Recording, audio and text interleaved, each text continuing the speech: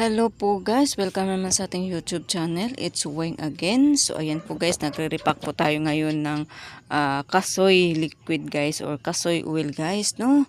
Kasi may mga umorder guys, no? Ginagamit din kasi ito pang tanggal sa mga kalyo, kulugo. Ayan, gamot din ito guys sa mga scabies, yung kurikong at sa yung bang an-an, no?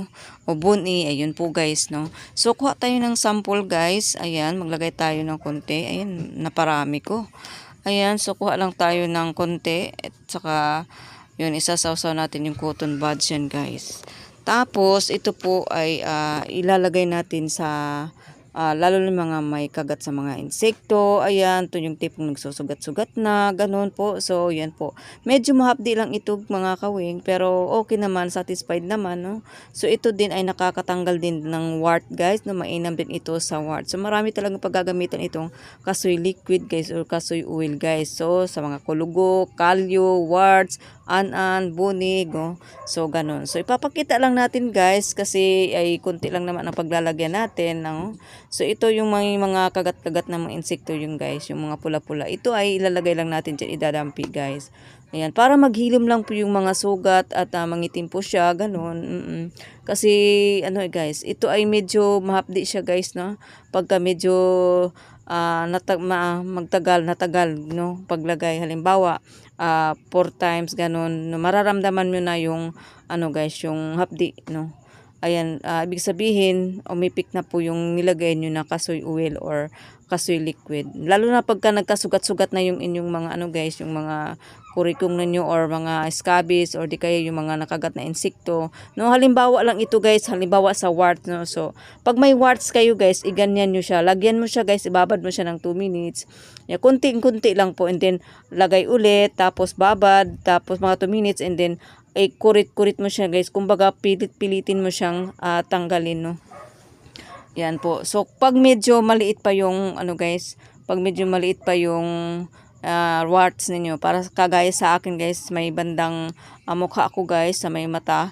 So nagkaroon din ako ng mga warts kasi nga siyempre pag lalo na pagka mag-edad na tayo guys, tutubuan talaga tayo ng mga warts. So ito lang po ang nakawala guys. Naglagay ako lagi nito guys, no.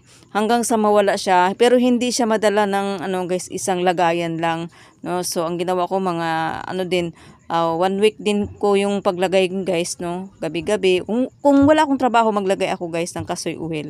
Ang kasoy oil guys ay ibababa din siya mga sa ano, sa lalo na sa mga ano, sa mga kalyo. Maglagay lang kayo ng bulak na medyo malapad-lapad kasi halimbawa sa paa, so medyo makapal-kapal yung kalyo. Tapos kayo rin nyo guys, ibabad nyo ng mga 5 minutes kasi yung sa sobrang kapal, depende kasi sa kapal ng kalyo nyo guys, no. So yun po, itong kasoy oil. Pa-order na kasi ito aking mga customer, mga kawing. So, yan po ang paggamit. Paalala lang po guys, ang paggamit ng ano guys ay wag pong masobrahan, ha.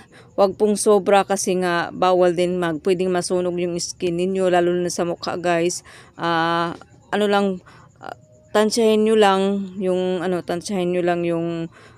init kasi medyo initin siya or yung hapdi. Pagka hapdi na, alisin nyo na, tapos lagay ulit. Hanggang sa lalo lang na sa wart guys kasi medyo matagal-tagal kasi tanggalin yung wart. So ano talaga, ilagay doon talaga sa pinaka wart talaga para doon. Lumalambot-lambot kasi siya pag nagtagal guys hanggang sa tuluyan na siyang mawala yung wart. So napaka-effective po na ito guys dahil subok ko na ito mga kawing. So ito po ay order kasi, so ihanda ko na. Bye muna.